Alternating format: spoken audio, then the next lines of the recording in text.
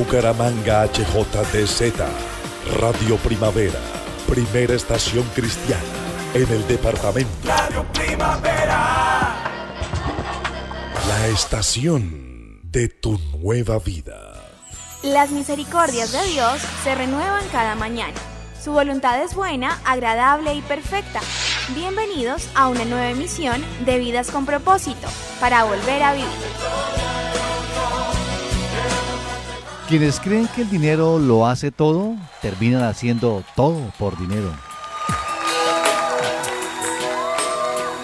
Muy buenos días, bienvenidos a Vidas con Propósito, para volver a vivir. Les habla Oscar Plata. Saludamos a los oyentes del dial 1020 AM y a todos los que nos escuchan a través de internet por radioprimavera.com. Hoy continuamos con la serie titulada Pasos para alcanzar la sabiduría.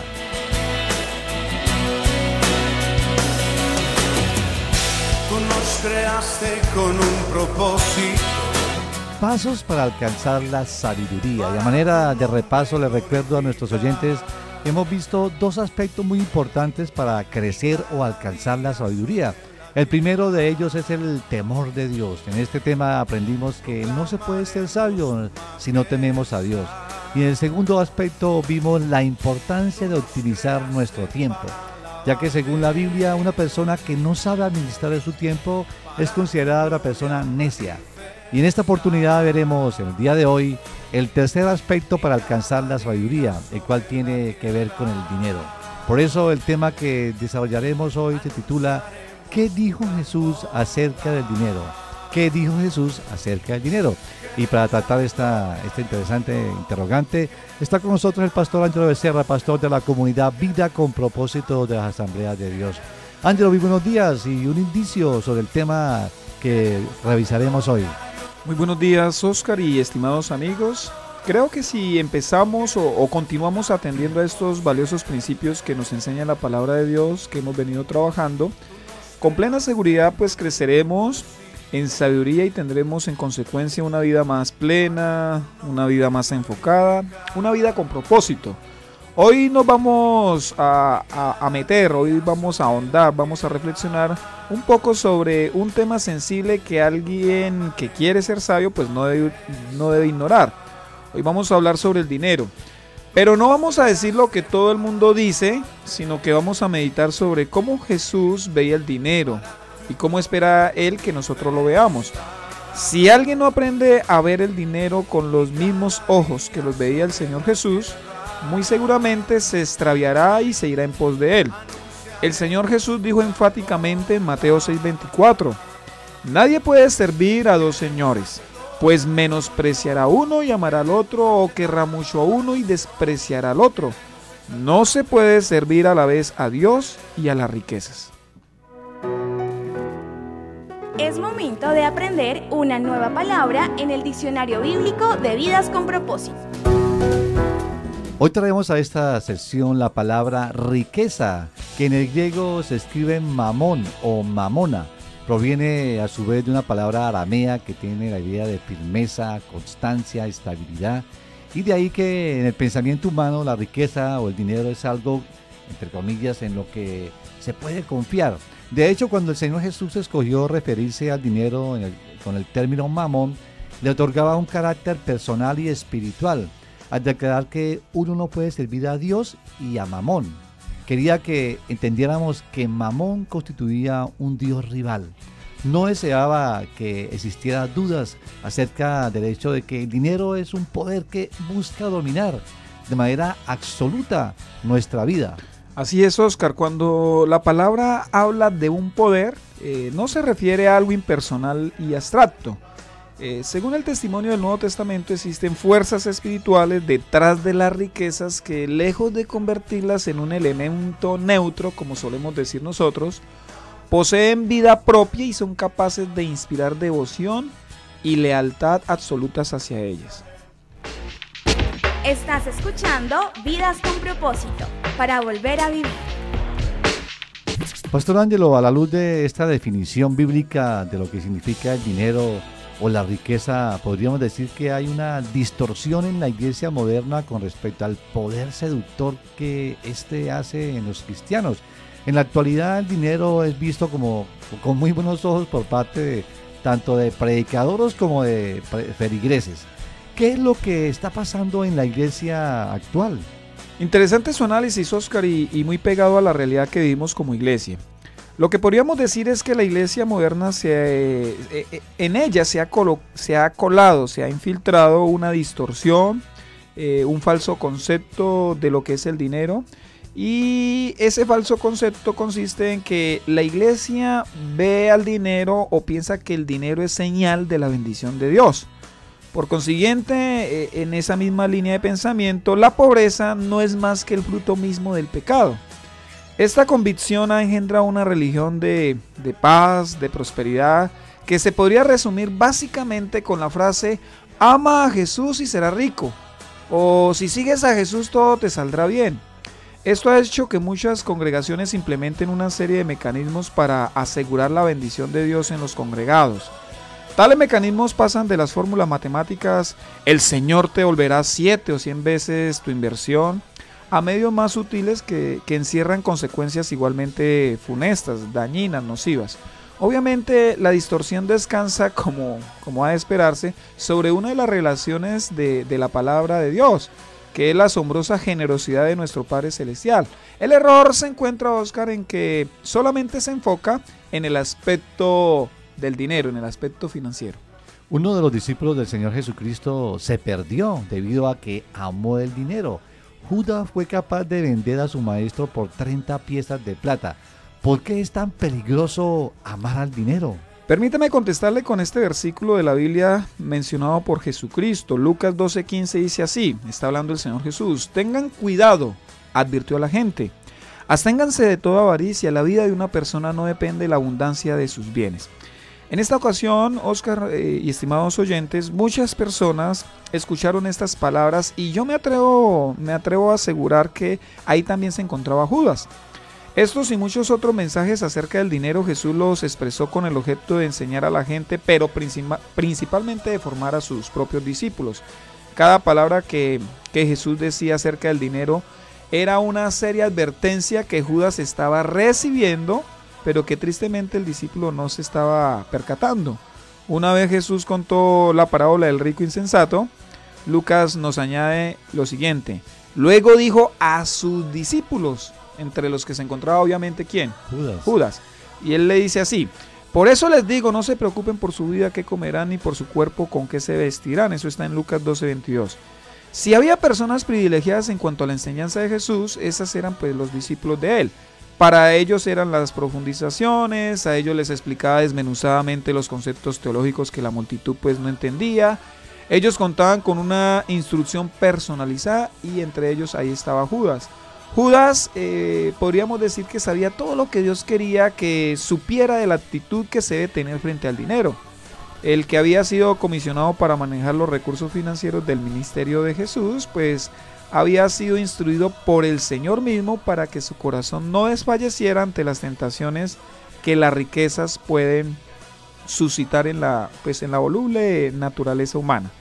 Y es paradójico que alguien que estuvo tan cerca de Jesús y escuchó todas sus enseñanzas acerca de las riquezas y del dinero, terminara actuando sin sabiduría vendiendo al Señor por 30 tristes piezas de plata.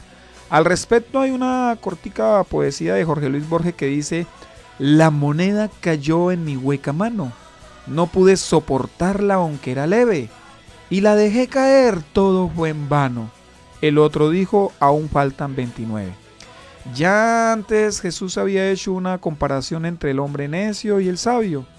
Oscar, nosotros somos dados a pensar que la sabiduría empieza sabiendo las cosas, pero Jesús dice que no solo hay que saber lo que Él dice, sino hay que ponerlo en práctica, y ahí está la sabiduría.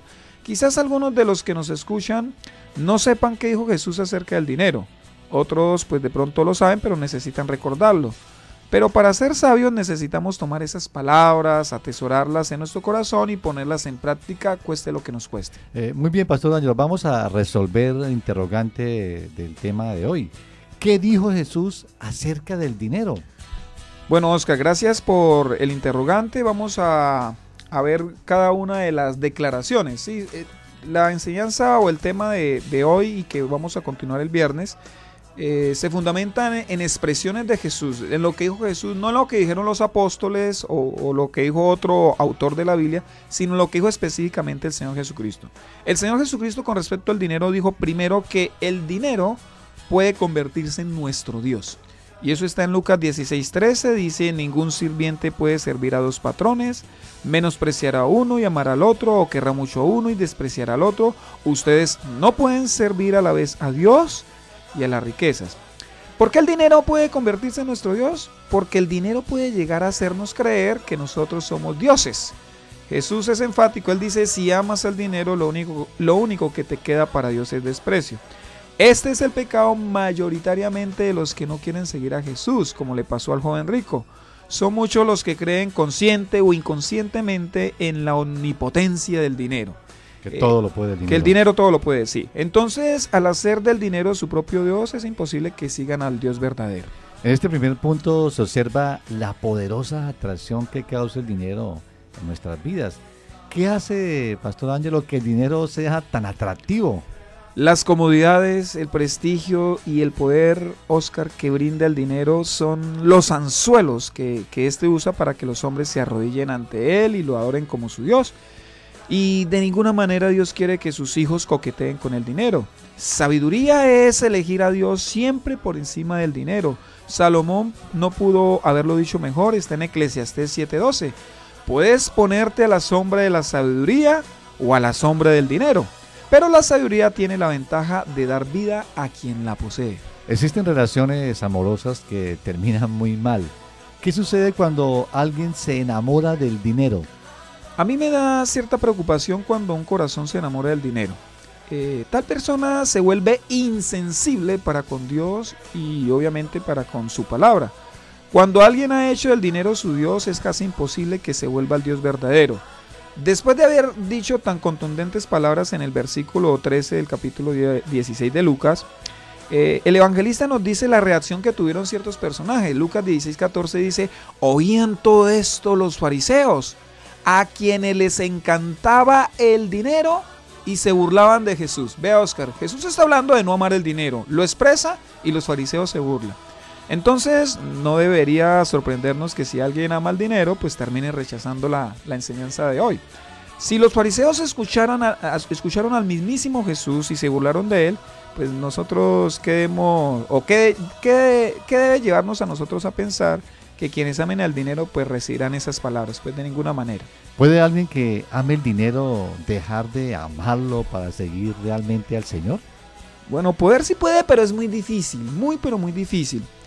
No obstante, hubo personas que registra el Nuevo Testamento que a pesar de tener tantas riquezas, muchas riquezas, ellos decidieron seguir a Jesús. Zaqueo, quien era jefe de los recaudadores de impuestos, Mateo, quien dejó su puesto en el oficialismo de la época, José de Arimatea, quien pertenecía al consejo, al Sanedrín, y era miembro distinguido de este. Son personas que dejaron el dinero por seguir a Jesús. No significa que perdieron su riqueza, significa que ya no amaban al dinero.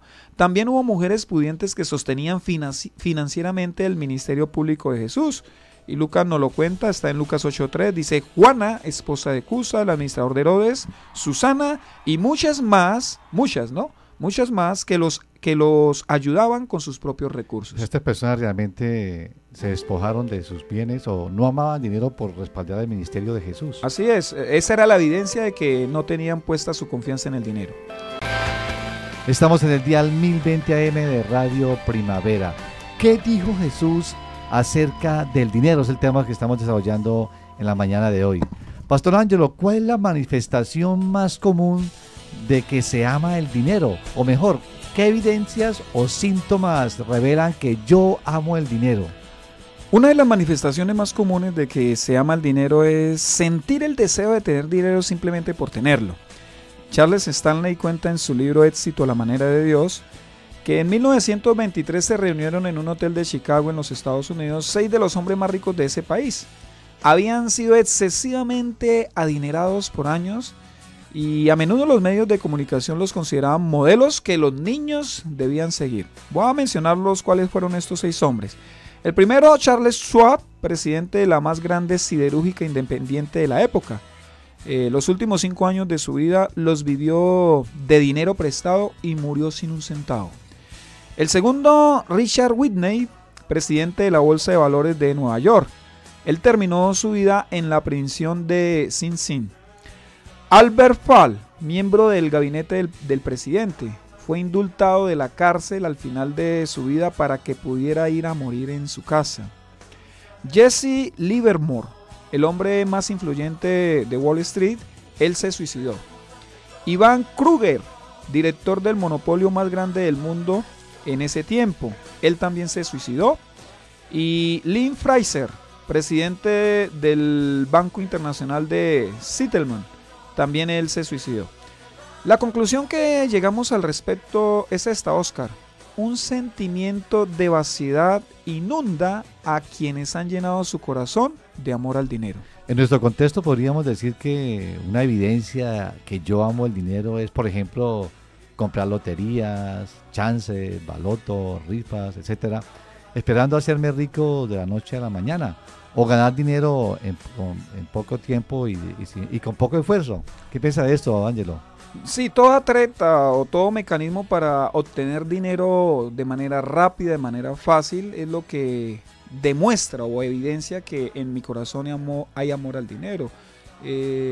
Los mismos contratos que se ven en el medio público, cuando se utiliza un contrato para obtener dinero, para sacar de ahí una mordida, una tajada, refleja sencillamente que yo amo al dinero. Puedo darle un nombre diferente, puedo disfrazarlo, pero en últimas eso realmente es amor al dinero.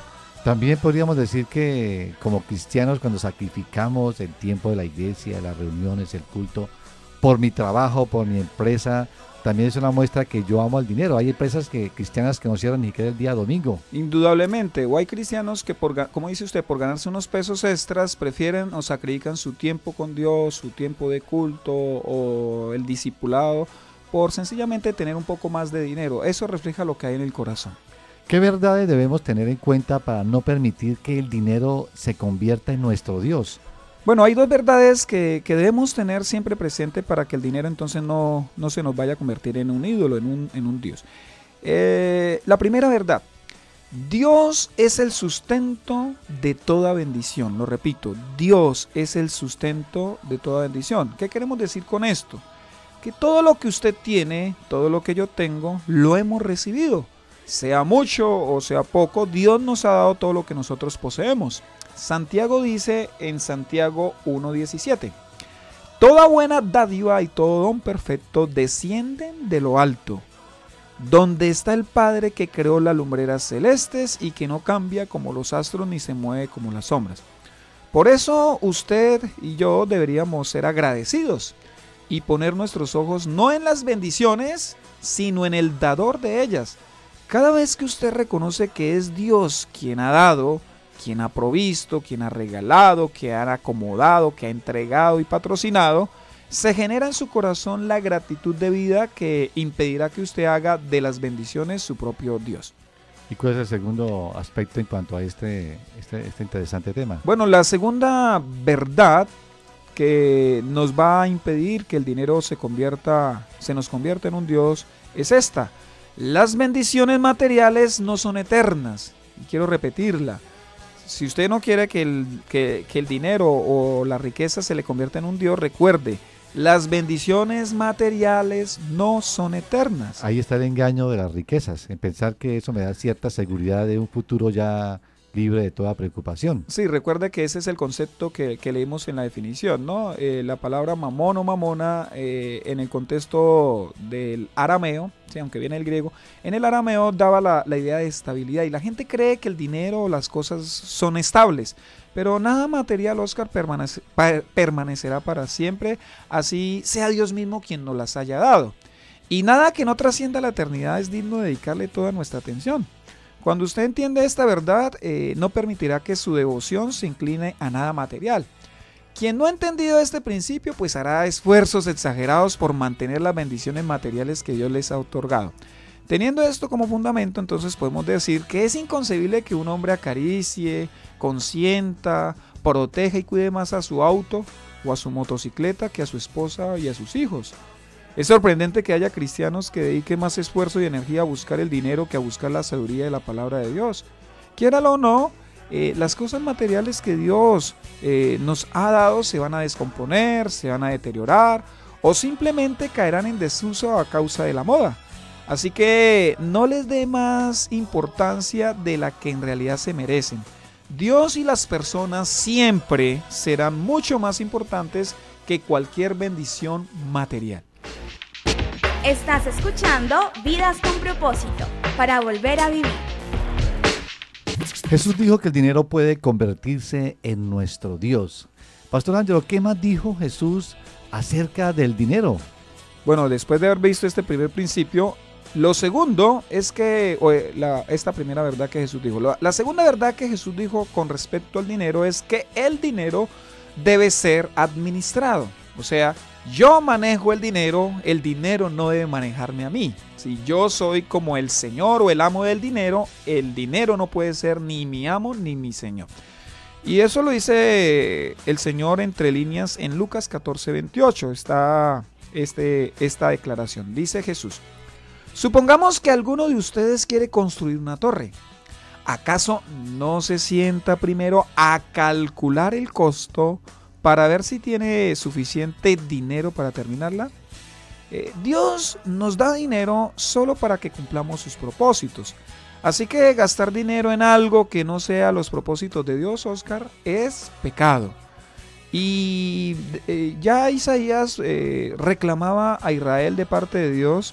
Se encuentra en Isaías 55:2 lo siguiente: ¿por qué gastan dinero en lo que no es pan y su salario en lo que no satisface? Y aunque en el contexto el profeta está hablando de asuntos espirituales, pues aplica perfectamente al mundo de las finanzas. Es triste ver cómo cada vez más cristianos se unen al grueso de la lista de deudores. Obviamente eso no es la voluntad de Dios. Y si bien puede haber situaciones ajenas a la voluntad para que un cristiano se endeude, a la verdad tales situaciones son muy pero muy escasas. Yo he sido testigo de cómo muchos cristianos se dejaron robar su paz a causa de las deudas que contrajeron, simplemente por complacer un capricho propio o un capricho de sus hijos. Aunque pues debo reconocer que la mayoría de los casos se ha debido a que muchos cristianos no hacen un presupuesto, o si lo hacen no tienen la capacidad, o más bien tienen la habilidad de hacer caso omiso a los compromisos que han hecho para que sus finanzas permanezcan a flote. O no se someten al presupuesto. Cuando Jesús mencionaba la parábola de la construcción de la torre para hablar acerca del costo del discipulado, nos lleva a concluir que la planificación, el presupuesto, era una muy buena práctica de su época. Y con el hecho de mencionarla dentro de su enseñanza, le está dando un gran espaldarazo a dicha acción. De hecho, Jesús está diciendo implícitamente que planear es de sabios. Pastor Ángelo, en cuanto a este aspecto de la planeación, de la administración, realmente las iglesias cristianas están manejando, digamos, administrando el dinero de acuerdo a los principios de Jesús, o se guía más por las estrategias de este mundo. Bueno, bien difícil su pregunta, pues uno no puede estar en todas las iglesias, pero así a grosso modo lo que uno ve desde afuera, pareciera que no hay coherencia entre algunas enseñanzas del Señor Jesús y el manejo que se le da al dinero. Me explico, o sea, el Señor Jesús dentro de su ministerio tenía un rubro importante para ayudar a los pobres, a los necesitados. Ahí es donde sale a relucir la actitud que tenía Judas cuando se derrama el perfume a los pies de Jesús. Entonces, yo no me imagino a Jesús invirtiendo gran cantidad de recursos en publicidad, ¿sí? O sea, no. Sencillamente no. Jesús utilizaba el dinero para el sostenimiento propio de él y de sus discípulos, que es algo bíblico, pero también había una partida para ayudar a los necesitados. Ahí se refleja el corazón de Jesús, el corazón que él tiene con respecto al dinero. El mismo apóstol Pablo decía que había que trabajar duro para ayudar a los necesitados. Recordando las palabras de Jesús, lo vamos a ver más adelante. Otro aspecto de este mundo de hoy es que actualmente, sobre todo en el mundo de las redes de mercadeo y Se habla mucho de la famosa seguridad financiera, de tener el futuro asegurado financieramente. ¿Qué piensa usted respecto a esto? Bueno, yo siempre he ligado ese concepto a lo que le pasó al rico insensato de la parábola de Jesús. Dice que él tuvo una cosecha tan grande que él dijo, bueno, ahora sí ya me podré retirar, ahora sí podré gozar, ahora sí podré disfrutar, voy a comer, voy a beber. Pero ese día, esa noche, él iba a morir, pero obviamente él no lo sabía. Entonces eso es un espejismo y eso es un engaño, el concepto de libertad financiera. Yo tengo mi propio concepto de libertad financiera y es tener lo necesario para vivir. Para mí eso es libertad financiera. La libertad financiera pretende que uno tenga el futuro asegurado financieramente. Inclusive algunos ya dicen no tengo que trabajar más. Sí, entonces quien ve así el concepto de finanzas para no trabajar, significa que rechaza un gran principio de Dios establecido para el hombre y es el trabajo. Él lo mira con desprecio, entonces yo quiero tener suficiente dinero para no trabajar. Está en contravía de la palabra de Dios. Estás escuchando Vidas con Propósito, para volver a vivir. Apreciado oyente, el próximo viernes lo invitamos a escuchar en este mismo horario de 7 a 7:30 de la mañana la segunda parte de este tema. ¿Qué dijo Jesús acerca del dinero? Si desea comunicarse con nosotros, nos puede llamar al teléfono 316-328-4637, 316-328-4637. Recuerde, nos encontramos en el dial 1020 AM o por internet en radioprimavera.com. Gracias por escucharnos, les deseamos que pasen un día muy feliz. Escuchas tu programa favorito, Vidas con Propósito.